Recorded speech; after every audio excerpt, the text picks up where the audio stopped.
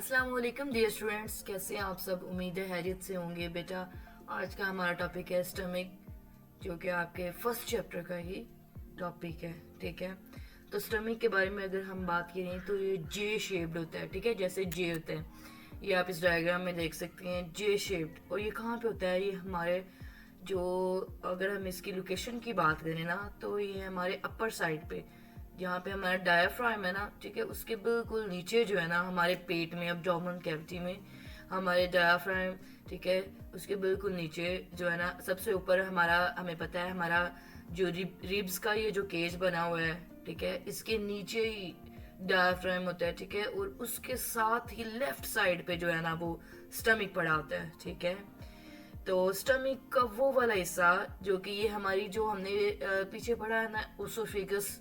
ठीक है, ओसोफेगस कौन सी है? ये जो हमारे गले से ये जो सांस वाली नाली जा रही है ना, ये है ओसोफेगस। ठीक है, तो ओसोफेगस ये गले की नाली जहाँ पे जाके स्टमक में एंटर होना है ना, तो इसके बाद ही एक पॉइंट आता है जो कि इन दोनों को अटैच कर रहा होता है। किसको? ये हमारी इसोफेगस को और स्टमक को। इसको कहते हैं कॉर्डिक एंड। ठीक है, और स्टमक जो है ना, वो आगे से अटैच हुआ होता है स्मॉल इंटेस्टाइन के साथ। इसको कहते हैं पाइलोरिक एंड। ठीक है, और जहाँ पे ये जो जंक्शन होता है ना ओसोफेगस का, ये हमारी सांस वाली नाली का, जो कि हमारे गले में है।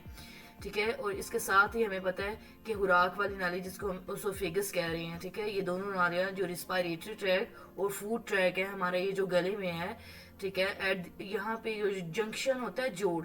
ठीक है, at the junction of oesophagus and stomach, यहाँ पे एक स्फिंक्टर बना होता है। ठीक है, रिंग ऑफ मसल्स आप कह लें, एक होल होता है जो कि सख्त होता है। ठीक है, उसको हम कहते हैं कार्डिक स्फिंक्टर। ठीक है, जो कि क्या करता है, ओसोफेगस को और स्टमक को जोड़ता है और थोड़ा सा सख्त होता है और बंद हो जाता है।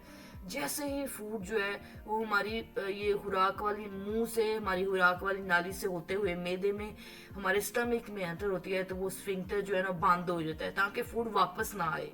ठीक है, अब आप कहेंगे कि कुछ लोगों को वॉमिट भी तो आ जाती है ना, डेट्स द रियर केस, कि वो वापस आ जाती है। ठीक है, ज्यादातर क्या होता है कि वहां से वो बंद हो जाता है। ठीक है, इसी तरह से जो हमारा दूसरा पैलोरिक स्फिंक्टर है, जो कि स्टमक और स्मॉल इंटेस्टाइन के बिल्कुल दरमियान में होता है। ठीक है, कहाँ पे होता है?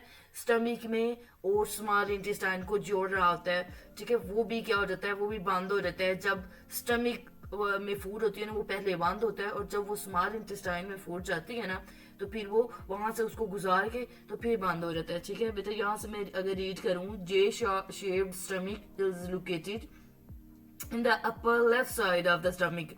ठीक है, left side of abdominal cavity. Abdominal होता है हमारे पेट वाली कैविटी, बिलो द डायफ्राम। ठीक है, डायफ्राम जो मैंने आपको बताया है, हमारा ये जो रिब्स, पसलियों का ये एक पूरा केज है, उसके नीचे ही डायफ्राम है, और उसके साथ लेफ्ट साइड पे जो है ना स्टमक प्रेजेंट होता है। ठीक है, the part of the stomach immediately after the oesophagus, जो एसोफेगस के बिल्कुल बाद में स्टमक का हिस्सा होता है, उसको कहते हैं cardiac and. Well the part before the small intestine, जो स्मॉल इंटेस्टाइन से पहले जो होता है, उसको कहते हैं पाइलोरिक एंड। ठीक है, at the junction of oesophagus and stomach, जहाँ पे होता है स्फिंक्टर, जिसको हम रिंग ऑफ मसल्स भी कहते हैं, कार्डिक स्फिंक्टर। ठीक है, it prevents the food from flowing back from the stomach to the into the esophagus। ठीक है, ये क्या करती है? स्टमक को, फूड को रोकती है, कहाँ से?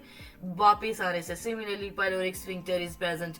ठीक है, अगर हम फंक्शंस की बात करें बेटा, नेक्स्ट जो है ना हमारी बुक पे भी यही सेम हेडिंग बनेगी। ठीक है, यही हेडिंग है, फंक्शंस ऑफ स्टमक।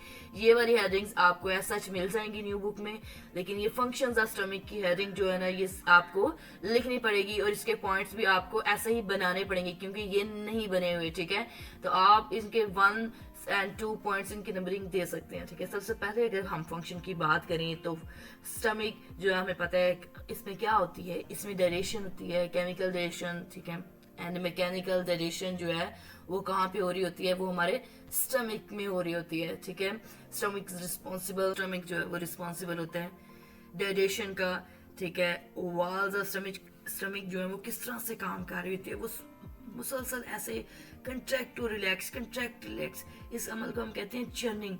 वो मुसलसल ऐसे सुकड़ रही होती हैं, कंट्रैक्ट कर रही होती हैं बार बार बार बार बार, जिससे क्या होता है, वो फूड की ब्रेक डाउन होती है, फूड जो है वो कम्प्लीटली जो है ना उसकी डाइजेशन हो जाती है, और इस दौरान इस अमल को कहते हैं चर्निंग, और इस दौरान जो है ना वो स्टमक से हीट भी रिलीज होती है, ठीक है।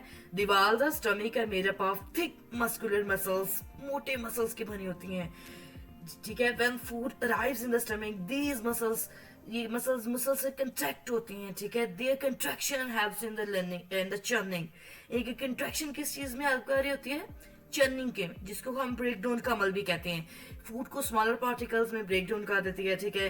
हीट भी प्रोड्यूस होती है और ये हीट मेल्ट कर देती है, जो भी लिपिड्स फूड में होते हैं ना उन सबको ये हीट क्या कर देती है? मेल्ट कर देती है, जिससे कंप्लीटली क्या हो जाती है? डाइजेशन होती है। बेटा नेक्स्ट जो हमारे पास हेडिंग है वो है गैस्ट्रिक जूस की। तो ये आपने ये सेम हेडिंग जो है ना ये अपनी बुक पे बना लेनी है, ठीक है। गैस्ट्रिक जूस जो हमारे स्टमक में गैस्ट्रिक ग्लैंड्स होती हैं वो रिलीज कर रही होती हैं। Many small gastric glands are present in the inner stomach, ठीक है। सिक्रीट जूस, जिस जूस को हम क्या कहते हैं? गैस्ट्रिक जूस, ठीक है। जिस जूस को हम क्या नेम दे रहे होते हैं? Gastric juice. ये कहाँ से निकलता है? हमारे स्टमक की वाल से, ठीक है। अब बेटा इसमें 3 तरह की चीजें होती हैं। इट कंटेन्स हाइड्रोक्लोरिक एसिड, जिसको हम HCl भी कहते हैं, ठीक है। हाइड्रोक्लोरिक एसिड होते हैं, इसमें होते हैं पेप्सिन होते हैं, ठीक है। और हाइड्रोक्लोरिक एसिड का अगर हम बात करें तो ये क्या करता है? हाइड्रोक्लोरिक एसिड कन्वर्ट कर देता है पेप्सिनोजन को into enzyme active form pepsin, जो कि मजीद ब्रेक डाउन में हेल्प कर रहा होता है। पेप्सिन ब्रेक्स, पेप्सिन ने मजीद हेल्प कहाँ से करनी है? ये क्या करेगा? ये जो लार्ज प्रोटीन के मालिक्यूल्स है ना, इनको स्मॉल प्रोटीन के मालिक्यूल्स जिनको हम पेप्टाइड्स कहते हैं उनमें ये ब्रेक डाउन कर देगा। हाइड्रोक्लोरिक एसिड जो है ना इसके साथ साथ बैक्टीरियाज को भी मार देता है, ठीक है। बैक्टीरियाज जो हमारी फूड में प्रेजेंट होते हैं ना उन सबको भी ये क्या कर देगा? किल कर देगा, ठीक है। उसके बाद अगर हम बात करें तो उसके बाद बेटा पॉइंट आता है म्यूकस का, ठीक है। तो म्यूकस क्या होता है? म्यूकस आप समझ लीजिए एक गड़ा सा जो है ना वो थिक सा लिक्विड होता है, ठीक है, जो कि एज अ प्रोटेक्टिव लेयर के तौर पे ना हमारी सारी स्टमक की दीवार के साथ जुड़ा होता है, जिसको हम कहते हैं म्यूकस, ताकि जो HCl रिलीज हो रही है पेप्सिनोजिन है ना वो इसको जो है ना डैमेज ना कर सके। किसको? हमारे स्टमक की वाल्स को। The mucus forms a protective layer on the inner wall of the stomach, then it neutralises the HCl, ठीक है। ये क्या कर देता है? उसका असर खत्म कर देता है। सो पेप्सिनोजिन के एनर्जी भी एक्टिवेटेड, पेप्सिनोजिन एक्टिवेटेड नहीं होता एंड द वॉल्स, और जो दीवारें हैं ना वो प्रोटेक्ट हो जाती हैं ब्रेक डाउन से, वो दीवारें नहीं टूट पाती, ठीक है। वो दीवारों की क्या हो जाती है? प्रोटेक्शन हो जाती है, ठीक है। बेटा ये साइड बॉक्स है हमारे पास स्टमक, ठीक है, HCl, ठीक है। द स्टमक्स HCl बहुत ज्यादा स्ट्रॉन्ग होता है, ठीक है।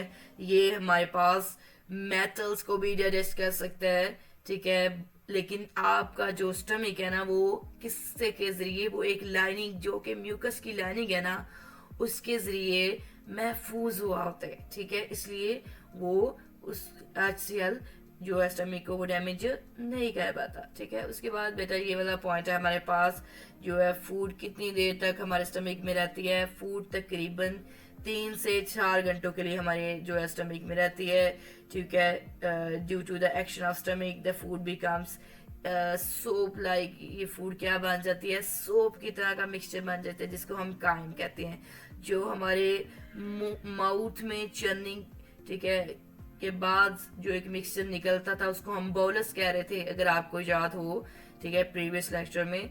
तो यहाँ से जो मिक्सचर निकलेगा, ठीक है, उसको हम क्या कहेंगे? काइम, ठीक है। इसके बाद क्या होता है? The pyloric sphincter controls the flow of the chyme. Pyloric sphincter जो है ना हमें पता है कहाँ पे है? स्टमक और हमारे उससे आगे क्या आती है? Small intestine. स्मॉल इंटेस्टाइन के दरमियान जो एक होल है, ठीक है, जो बंद होता है वो खुलता है, ठीक है, कंट्रैक्ट होता है और रिलैक्स होता है इजी वर्ड्स में, ताकि जब द पेलोरिक स्फिंक्टर्स क्या कंट्रोल कर रहा होता है एक काइम को जो है वो यहीं से गुजरेगा, ठीक है। तो ये कितना ओपन होता है? ये तकरीबन 5 to 15 ml तक जो है ना काइम इसमें से मूव कर सकता है। ये इतना ओपन हो जाता है पाइलोरिक स्फिंक्टर, ठीक है। कहाँ पे मूव कर जाता है? अगर हम बात करें ये इस डायग्राम की स्टमक में से ये देखिए बेटा, ये सबसे पहले ये हमारा J शेप स्टमक है, ठीक है।